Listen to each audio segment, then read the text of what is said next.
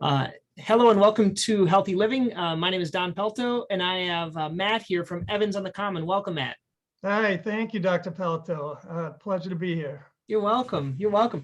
So I'm curious, in this day and age, so many people are buying things online, and it's hard to find one of those traditional shoe stores that does things, and they're just closing up because everyone's buying them online, and they're only covering certain types of shoes. So tell me your history. I don't know if it's a family history, the history of behind the shoe store. Yeah, I'll try to give you a broad overview. So I'm the second generation. My parents founded the business back in 1979, so we're going on our 43rd year. We started out down the road in a small little corner in the strip mall, mostly clothing based. My father, who had a footwear background his whole life, retired from his job or left his job to come full time when we bought this building, the old schoolhouse, back in, I think it was 84, 85. At that point, we kind of went more into the footwear realm, which has been our driving force ever since. But my father always believed in like higher quality, good selection of all sizes, widths to fit anyone out there, and service as far as a shoe has to fit in order to be comfortable, number one, first and foremost. There are other things that come into play too, but it definitely has to fit. So you have to have a lot of options. So our footwear department has just continuously expanded, and the other parts of the business have grown as well over the 40 years. But it takes a long time, and the competition is fierce, especially with the online, like you said. So you have to have a niche. A niche is something that every business should have these days, especially. And that niche for us, my father kind of set the tone, but to have the better quality stuff, to be able to try it on and be fitted through people who have experience and knowledge in the field, and to guarantee satisfaction. A lot of people who have harder to fit feet, back when we started offering free shipping, they would order 10, 20 different pairs of shoes, and they'd come in and say, I tried them all and none of them worked. And meanwhile, they get the free shipping, but they're like, well, they charge your card, and then to get the refund takes like 2 payment cycles and whatnot. So there's some disadvantages to it. It is a big convenience, but we kind of focus on those people who either want to touch, feel, or see the product, or have the feet that are difficult to fit and they just can't click on a mouse and find something comfortable. So it's a lot of overhead to have all the inventory to be able to fit them, but working with the customers is something that we enjoy. We can bring 20 pairs out, take 2 hours, whatever it takes. And then we tell them, bring them home too. And because you don't know 100% until you spent your time in them doing the things that you're going to be doing, whether they're the right shoe or not. Now, what do you think in terms of shoes, the last that traditional shoes are made on, are they made for anyone's foot for real? Like you seem to carry a lot of what we call, maybe you could talk about what an anatomic shoe is, or some of the brands, why you chose those types, and how they fit different than traditional shoes. Yeah, so that you touch on a very good point. Most footwear that's out there is designed more or less for the looks of it than anything else, and to get someone to see it and want to buy it. And that really doesn't work great. And people who have foot problems, we're all different. Every person's unique and different, and there's so many different foot shapes and mechanics out there, and there are tons and tons of shoes, but the very few of those shoes are designed with that anatomic and orthopedic design that can fit everybody's needs. So we've always kind of stayed on the forefront. My father always believed in trying the newest things out there. And I remember when I got out of college in 95, we went to a shoe show, and the Keen water shoes, hybrid shoes, had just launched. And he brought me over there knowing I was green, and he said, tell me what you think of these. And I laughed at him, and I said, they're so ugly, nobody's ever going to buy these. And lo and behold, he placed a huge order in front of me. And when they came in, we had to unload them all. And I'm like, we're just going to sit on these things. And they sold like hotcakes.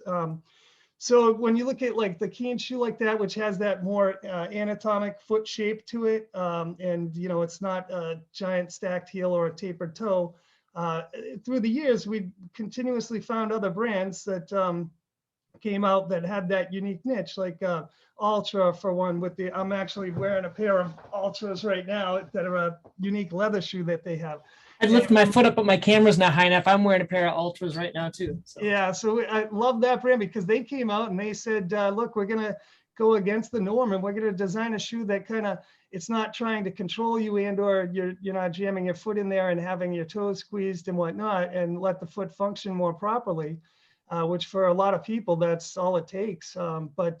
So brands like Hoka, when they first came out, Five Fingers, Topo, Ultra, we've continuously been like the first in New England to bring these brands in.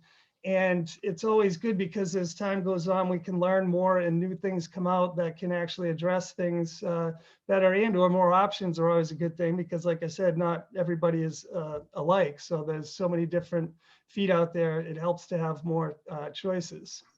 Now, I want to share my experience. We went there recently with my wife, and I go in, and it, like you said, it's an old schoolhouse, right, Matt? Mm-hmm. And there's 2 floors, and I think, you know, it's only 20 to 30% is the shoes. You say it probably produces most of your revenue, but it's a smaller portion of it. And I go back there and I think this, and but then when I looked at all, like, for women, we didn't talk women's shoes, but there's a lot of women's shoes as well, because the hardest ones, so athletic shoes, you can maybe do a Nike that'll stretch a little bit, or other ones, but you're going to be more comfortable in like a Topo or an Ultra. But for women's shoes, it's hard. Like, you have some interesting brands there that, and you have to get the right woman though, because a lot of women, they look at them, they're like, I'm not going to wear that thing. So talk about women's shoes a little bit. Like, what are some of the brands that you like there? So, and again, some of these will work for some people and others not, you know, we've had a long relationship with Dansko, who, you know, a lot of people in the nursing field, like, now that can be controversial to me in some ways because it's a higher heel height and it's firm, but it does work for a lot of people. We've been a Birkenstock dealer since the 30s, which that anatomic footbed with some orthopedic features built into it. You know, Allegri is another brand that's kind of a takeoff on the Dansko, which is a little bit lighter and more flexible for some people who the Dansko is too firm. Romika, a nice German brand that you're not going to find many places. Mephisto. These all go back to some of these are the European comfort brands that my father was such a big fan of. Now you've got some more modern brands too, like Revere, who's really done a good job of it, making it aesthetically pleasing, but also having, you know, the orthopedic features, the stability, the arch support, all wrapped into one package with multiple widths. You know, you've got brands out of Europe that nobody has ever heard of, like Fidelio or Helix by Fidelio, and Sierra, which is out of New Zealand. They've just been restarted, but that makes some really nice, unique footwear that's, you know, it might not be the dressiest on the planet, but a lot of people, if their feet hurt bad enough, they'll be willing to move into these types of footwear that can actually give them the orthopedic and the anatomic benefits better than some of the more mass marketed stuff that you see out there. It's really functional. That I'm gonna ask in a second about, like, what are your favorite tips for people in terms of buying shoes. But our experience there is, I think it was called Soft Sole, which was the one I bought a couple pairs for my wife. And what was so cool about it, now I'm a podiatrist, right? I do know how to fit shoes once in a while, but I went in there and she couldn't find a single shoe. And we ended up choosing a Dansko because she has a normal foot, you know, a little bit wider, because my wife's from Brazil, so used to wearing sandals. So it splays, but it's nothing really wide. She said she married the right man, right? Because she has all these foot problems, Raynaud's in the winter and things like that. Oh, no. But so we got and then we put on the soft sole. It was the right size, and we're like, gosh, it didn't work. And then you had a wonderful person there helping us, and they said, well, did you know that there's a double liner in this? And I'm like, double liner? What the heck is that? I know of a shoe liner, but no, it looked like a liner, and you pull it out and had the same thing underneath it. And she took that out in both shoes, and like, bam, it fit her. So if you're like, that's just something for people that are watching. If you're trying a shoe and it doesn't work, you can see if there's a second liner in there. And there's a few shoes that are like that. So tell us some tips and things like that you've learned about with the shoe companies. So yeah, and a couple of the shoe companies will do that. They offer like a multi-fit system where you can remove one of 2 insoles to give it a little more depth and room for the foot. We also can tinker a little bit with, you know, tongue pads. We never will put a pad in the heel, because that basically those always fall out, and they also just push your toes to the front of the shoe. Hmm. But if you put one up under the instep on a low volume foot, it can make a slip-on fit more snug. And then you could also take, we have like a thin fitter insole that you could add underneath the shoe's existing insole to make it a little snugger if you need to. Okay. The opposite of what we did in your wife's case. But but brands, different brands like Sierra and Revere will offer things like that help, and then we can take our toolbox out as well.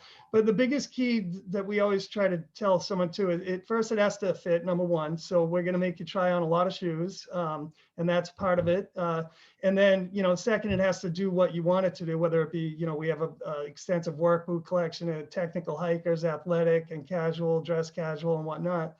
And then, but you basically have to try a lot of shoes on, and when they finally hit that shoe that is the one, they usually know right away.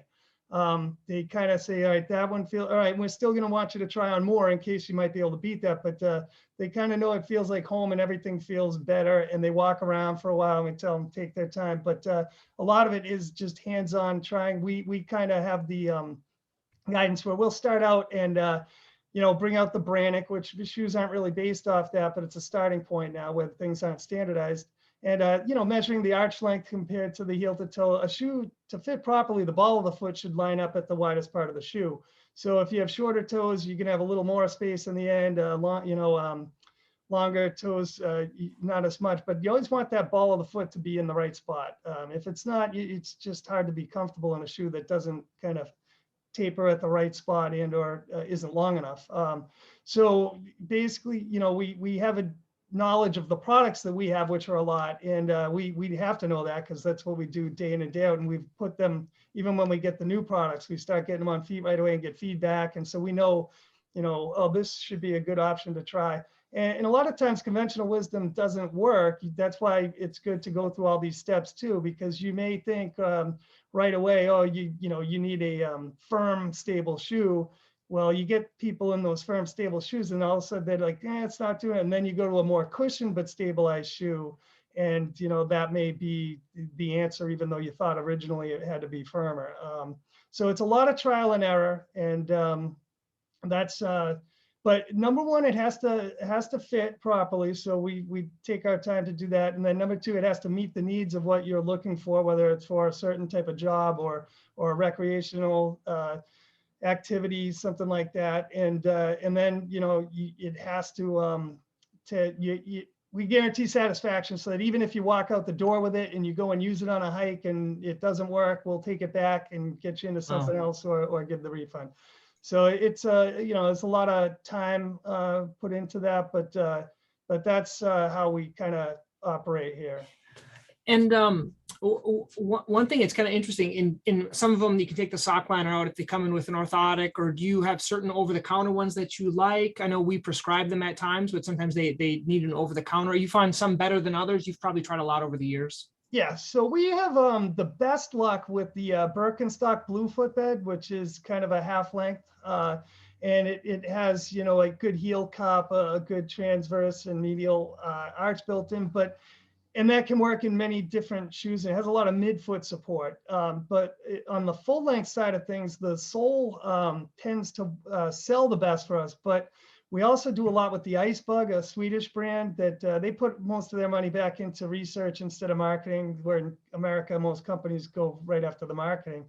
And they offer 3 arch heights, so you get a low, medium, and a high. But they also have the anyone with metatarsal pain or neuroma, they have that metatarsal arch built in too. So it's a little unique in that. So those 3 tend to be our top sellers. We'll always try some other new ones out here and there, but those over the years have consistently worked best. And again, we tell people to bring them home, wear them for 2 weeks. If you don't get used to them, we'll take them back, because you never fully know until you spend the time in them. Yeah, I like the Birks. They have a nice one. And how about, I know if you don't have, let's say, their size and they like a certain one, do you guys sometimes order them for the patients, for the customers that come in and things like that? Yeah. So we always stock a lot. We stock too much, which is a large overhead, but that pays dividends in the long run. So we always have every size in the arch supports and things like that. in footwear, it can be tricky at times because if the manufacturer runs out, and it's peak sneaker season times and things run out, now things are even more complex with the supply chain issues. So it's been harder, but we are way ahead of most stores in that we've always been a pre-book company. So you order your product 9 months ahead of time so they can forecast it, make it, get it across the ocean here. All that became a big disruption. But so certain brands like Oboz and Solomon and Brooks and even Hoke at times and others, we just have not been able to special order anything over the last 2 years. Normally though, if we don't have it, we will bring it in and it's under if we stock it, no obligation. Once it's here, we call you, we hold it, you try it on. If you don't like it, we put it in our inventory. So we're one of the few stores that still does do that. Like I said, though, certain products have been very difficult to get in the last years, but fortunately we've been well stocked, better stocked than most. So, and let's say we were meeting here 3 or 5 years from now, Matt. Where do you see the future of foot gear, shoe gear, whether it be with technology or new types that are coming out? What do you think the future is going to be like?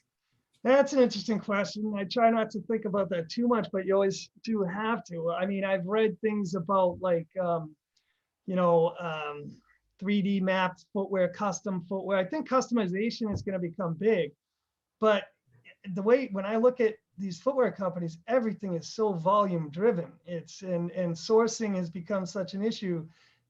Materials like that, things like that. I think that's going to just play more into that fashion side and young people with customization and things, but the prices are going to go way up there. So I think there's still always going to be that need for just a good quality, sensible footwear that does the job, has good anatomic features and orthopedic features. And there are companies out there that do that already, and hopefully things will smooth out with supply chains and whatnot. But yeah, it is going to be interesting because the internet, how much further can the internet even go? They dominate the whole sales of the footwear industry. So what is next there? I don't know. I've seen in the last 2 years a resurgence of people wanting to come into the store and shop. And we've always had that niche, but it's growing, whether it's the areas growing around us more, or just that customers kind of want that personal touch and, or just to see and feel and experience, going out and shopping. So things are going to change. They always do. It's hard to predict exactly how, but I would think though that, more customization will become a big thing in footwear. Cool. Well, thank you, Matt. I think we covered a lot of things. If people want to, I don't know, peruse your website and kind of see what's going on there, or even visit you guys, what's the best way they can get a hold of you? Yeah, so we're in Townsend, Massachusetts, right on the town common. It's a big white 3-story building that's hard to find because it's historic, but you'll find us. But our website is just evansonthecommon.com. And we have social media with the Facebook and the Instagram as well.